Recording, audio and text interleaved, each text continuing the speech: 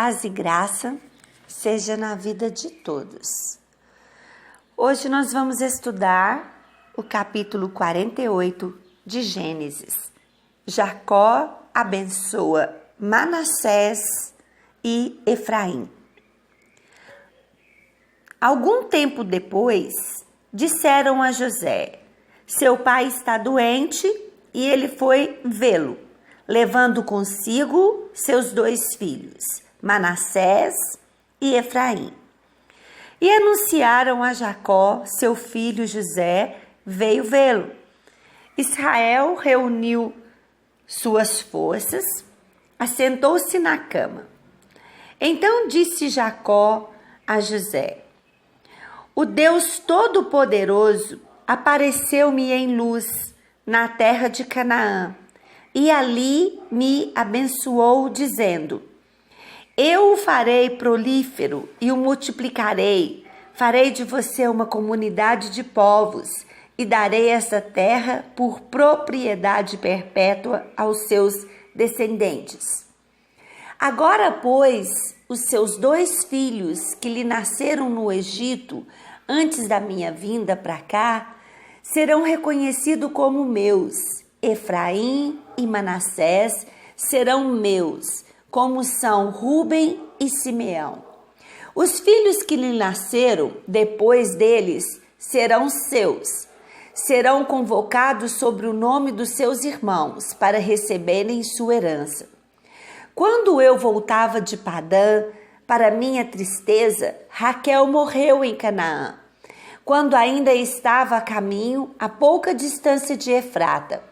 Eu a sepultei ali, ao lado do caminho para Efrata, que também é Belém.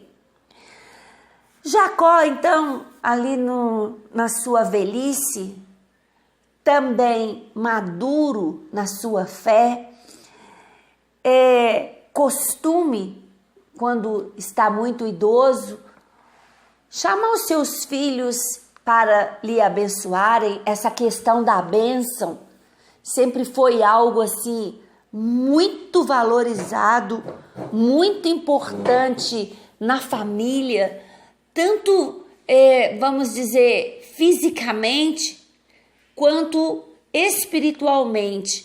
Se acreditava, tinha fé que a bênção de um ancião, de um homem de Deus, que tinha fé em Deus, era profética. Estaria falando de coisas para o futuro, de bênçãos para o futuro. E os filhos tinham muito esse temor e queriam receber a bênção do seu pai.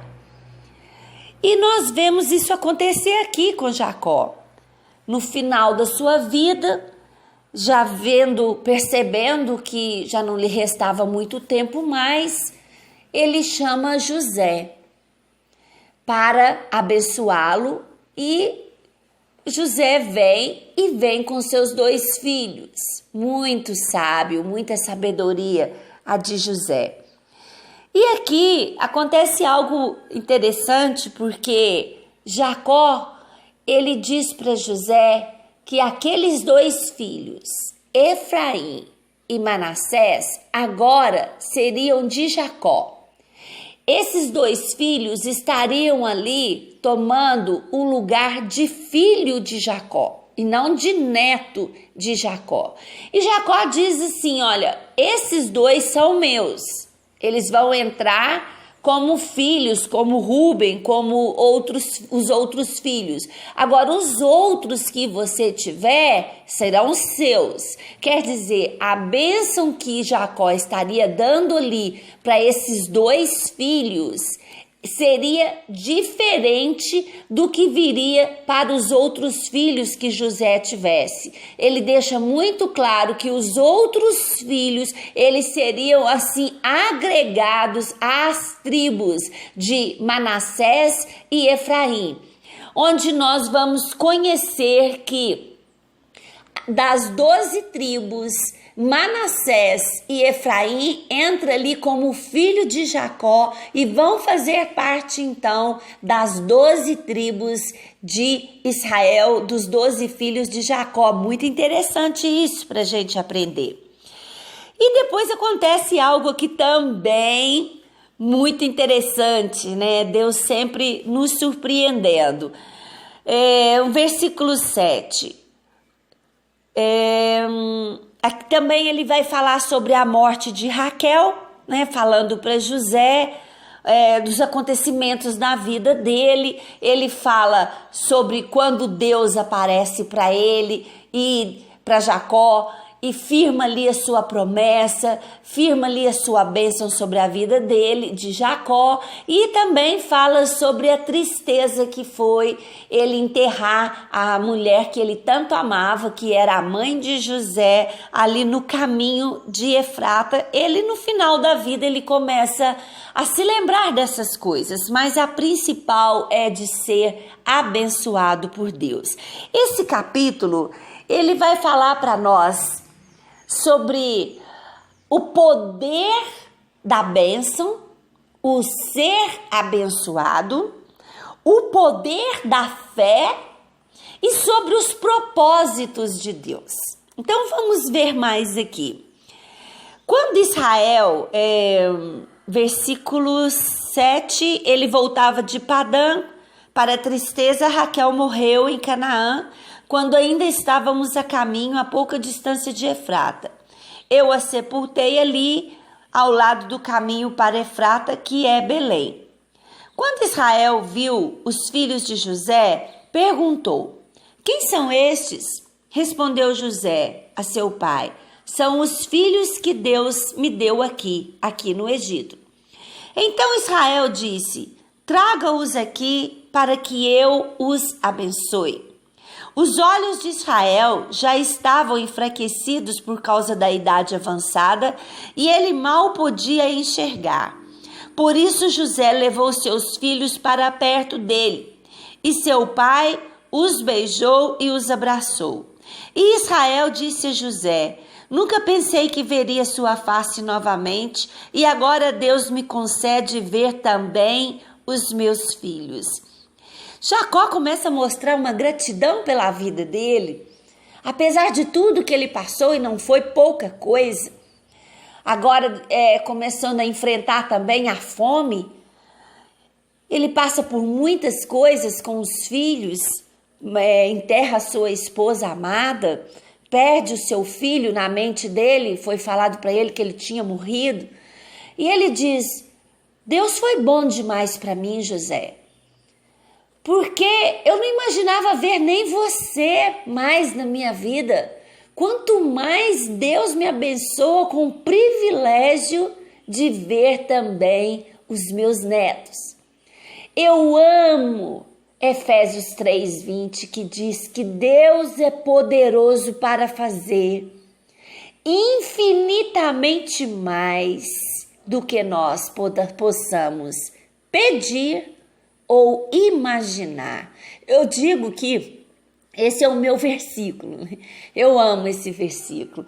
E Jacó está dizendo isso aqui, que Deus foi maravilhoso demais com ele, porque além de dar a ele o privilégio, foram 17 anos que ele ainda pôde conviver com seu filho José, Deus ainda dá o privilégio para Jacó de também ver os filhos de José. Aqui Jacó, na sua velhice, em seu leito de morte, ele fala com muita gratidão.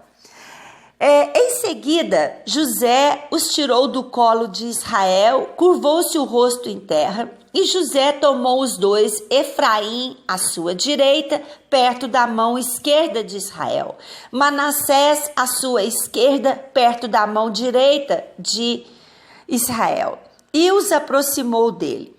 Israel, porém, estendeu a mão direita e a pôs sobre a cabeça de Efraim, embora esse fosse o filho mais novo, e cruzando os braços, pôs a mão esquerda sobre a cabeça de Manassés, embora Manassés fosse o filho mais velho.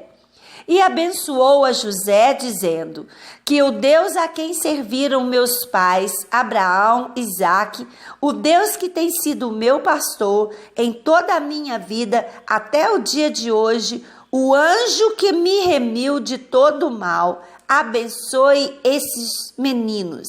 Sejam eles chamados pelo meu nome e pelo nome de meus pais, Abraão e Isaque, e cresçam muito na terra. Quando José viu seu pai colocar a mão direita sobre a cabeça de Efraim, não gostou, por isso pegou a mão do pai a fim de mudá-la da cabeça de Efraim para Manassés. E ele lhe disse: não, meu pai, este aqui é o mais velho, põe a mão direita sobre a cabeça dele. Mas seu pai recusou-se e respondeu: eu sei, meu filho, eu sei. Ele também se tornará um povo grande. Apesar disso, seu irmão mais novo será maior do que ele, e seus descendentes se tornarão muitos povos. Assim Jacó os abençoou naquele dia, dizendo: o povo de Israel usará os seus nomes para abençoar uns com os outros. Que Deus faça a você como fez a Efraim e a Manassés. E colocou Efraim à frente de Manassés. A seguir, Israel disse a José: estou para morrer, mas Deus estará com você e levará de volta à terra dos seus antepassados. E a vocês, como alguém que está acima de seus irmãos, dou a região montanhosa que tomei dos amorreus com a minha espada e com o meu arco. Os planos de Deus são muito superiores aos nossos planos. E eu creio que sempre caímos na tentação de querer dar uma forcinha para Deus, de querer achar que sabemos alguma coisa. José, quando ele chega ali perto do seu pai, com os seus filhos para ser abençoado, eu creio que ele pensou: meu pai não está enxergando direito. Ele tentou facilitar as coisas. Ele colocou Efraim para receber a mão esquerda do pai e Manassés para receber a mão direita do pai. Manassés era o primogênito e deveria receber a bênção da primogenitura. E na hora, Jacó, ele cruza as mãos que José tinha colocado para ele abençoar, pensando que estava ajudando o pai a localizar os seus filhos. José colocou as coisas fáceis para o pai, mas o pai cruzou as mãos e abençoou com a mão direita Efraim, que era o mais novo, e abençoou com a mão esquerda a Manassés, que era o mais velho. E isso não era comum, mas também não era comum o que já tinha acontecido no passado. Nós tivemos Ismael, que era o primogênito de Abraão, e no entanto a bênção não era para ele, a bênção era para Isaque. Depois de Jacó e Esaú, seu irmão, a bênção deveria ser para Esaú. No entanto, ela foi para o mais novo, Jacó, e agora acontece a mesma coisa. Deus tem os seus planos, Deus sabe todas as coisas. E eu gosto muito de Isaías 55, do 8 ao 11, que diz assim: o Senhor Deus diz: os meus pensamentos não são como os seus pensamentos, e eu não ajo como vocês.